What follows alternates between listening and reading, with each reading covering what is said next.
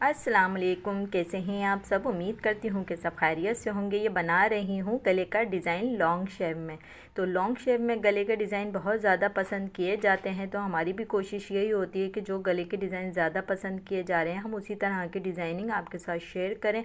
तो इसके लिए अगर आपका टाइम ज़ाया करे बगैर मैंने इस गले को जो है शर्ट के ऊपर डायरेक्ट ही प्रेस करके लगा लिया था। तो इस तरह से ये राउंड शेप में मैंने गले की कटिंग की थी और फिर इस तरह से ये लॉन्ग शेप में इसकी ये नीचे से ये हमने कटिंग करी थी और इसको हमने डायरेक्ट इसी तरह से शर्ट के फ्रंट पीस के ऊपर प्रेस से अच्छी तरह से जमा लिया था।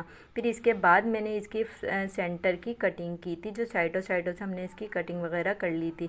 फिर इसके बाद ये मेरे पास एक्स्ट्रा कटिंग आर्मोल की बची हुई थी, जिसके ऊपर मैंने ये ऑरेप पट्टियों को कटिंग करा। तो ये ऑरेप करके जो है इस तरह से ये पट्टियों की कटिंग की थी। तो इस तरह से करने से आपका जो है किसी भी तरह की पाइपिंग बनाते हैं तो वो बहुत अच्छे से बन जाती है। तो जिस तरह की भी पाइपिंग आप लगाना चाहें, यानी कि बैक गले पे होती है या फ्रंट गले पे या गोलाई की कोई भी जगह होती है जहाँ पे इसको गोलाई को घुमाना होता है, वहाँ की साइड पे आपने इस तरह से करके यानी कि ऑरेबी पट्टी को कटिंग करना होता है। और इसके बाद ये देखें, ये इसके अंदर जो शेड आ रहा था, जो हमारी शर्ट का कलर था कमीज़ का, तो उसके अंदर इस तरह के डार्क पिंक कलर के ने शेडेड आ रहे थे। तो मैंने जो डार्क पिंक था उस तरह की ये पाइपिंग मैंने ली और जो है इसको फिर मैंने थोड़ा सा बूट से कम इसकी सिलाई लगा दी थी पतली सी करके, क्योंकि मुझे इसकी जो है लुप्स बनाने थे।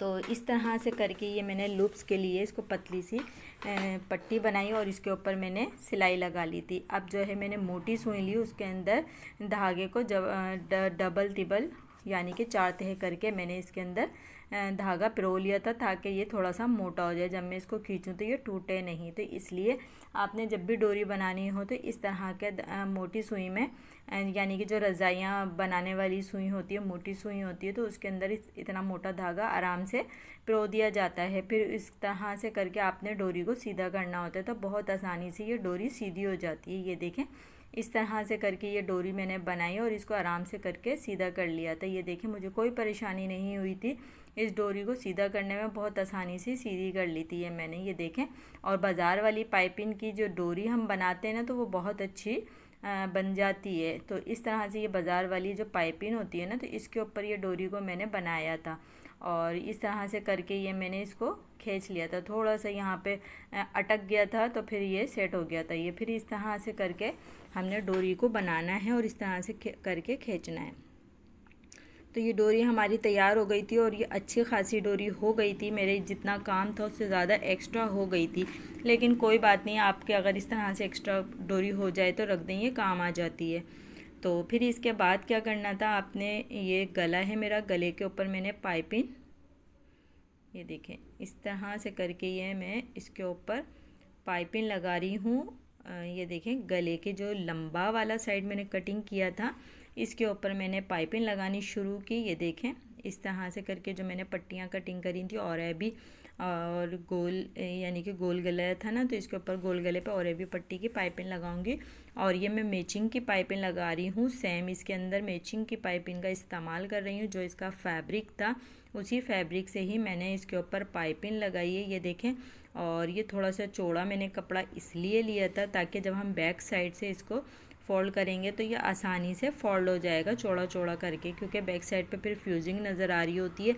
अगर आपने चौड़ा कपड़ा लिया है तो पीछे से आपको परेशानी नहीं होगी और आप इसमें 2 इंच के करीब की चौड़ाई पे भी मोड़ सकते हैं। ये देखें, इस तरह से ये मैंने सारी तरफ से सेट करा इसका और फिर इसकी पाइपिंग पतली सी करके मैंने पाइपिंग बनाई और इसको नाखून से सेट करती चली गई और हाथ के हाथ इसके ऊपर मैंने किनारी वाली सिलाई लगा दी थी। ये देखें, इस तरह से किनारी वाली सिलाई लगानी है आपने और ये पीछे से कपड़े को हल्का सा खींचते हुए चलना है। बहुत ही खूबसूरत सा ये कलर था, बहुत प्यारा सा ये हमारा डिज़ाइन बना था इसके ऊपर, जितना ही खूबसूरत कलर था। और फिर इसके ऊपर मैंने इसके हिसाब से, क्योंकि इसका जो प्रिंट आ रहा था ना, प्रिंट के ऊपर इस तरह से ये प्रिंट बना हुआ था कि इसके ऊपर ये गला सूट कर रहा था। अगर आपके पास इस तरह के प्रिंट वाले कपड़े आ जाते हैं तो आपने उसके ऊपर इस तरह का गले का डिज़ाइन बनाना है, क्योंकि ज़्यादातर हम जब कपड़े ख़रीदते हैं तो इस तरह के लॉन्ग शेप में प्रिंट बने हुए आ जाते हैं, या एम्ब्रॉयडरी हुई हुई होती है तो वो लॉन्ग शेप में हुई हुई होती है। अक्सरियत ये डिज़ाइन बहुत बना हुआ होता है, तो आपने उसके ऊपर डिफरेंट डिफरेंट डिज़ाइनिंग गले के ऊपर बना सकते हैं। अच्छा, अब क्या करना है, पहले मैंने जो सेंटर से जो कट किया था ना लंबा वाला, उसके ऊपर पाइपिंग करके उसको फिनिशिंग करके हमने छोड़ दिया था। फिर इसके बाद ये जो गोल गला था ना, गोल गले के ऊपर फिर मैं बाद में ये पाइपिंग लगा रही थी, और ये उससे लगा रही थी जो मैंने और भी पट्टी को कटिंग किया था। ये देखें, इस तरह से करके ये मैंने सारी चीज़ें रेडी कर ली थी। फिर आपको सिलाई के वक्त ना परेशानी नहीं होती, आपने फिर एक ही जगह पर बैठ के वहीं पर ही सिलाई करनी होती। तो इस तरह से आपने सारी चीज़ें रेडी करके रखनी है।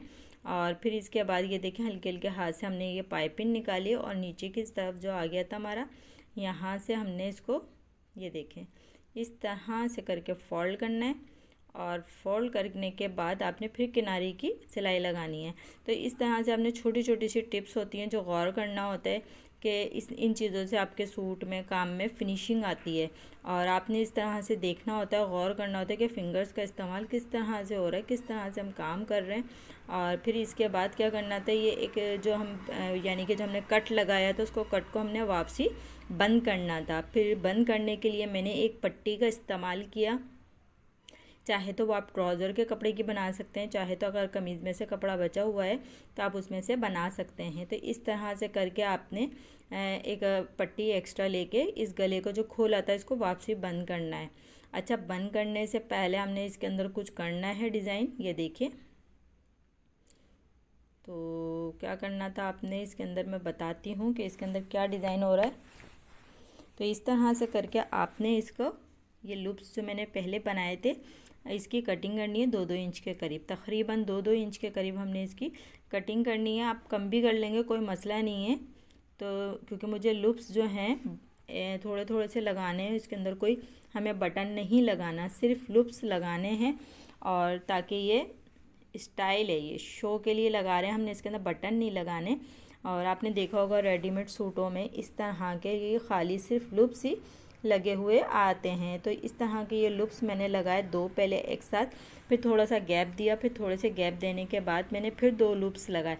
तो इस तरह से आपने थोड़ा थोड़ा सा गैप देना है, फिर इसके बाद लूप्स लगाने हैं। चाहे तो आप यानी कि 6 जगह लगा लें, चाहे तो वो आप 8 जगह लगा लें, वो आपके गले की लेंथ के ऊपर है और आपने कितना फासला देना है।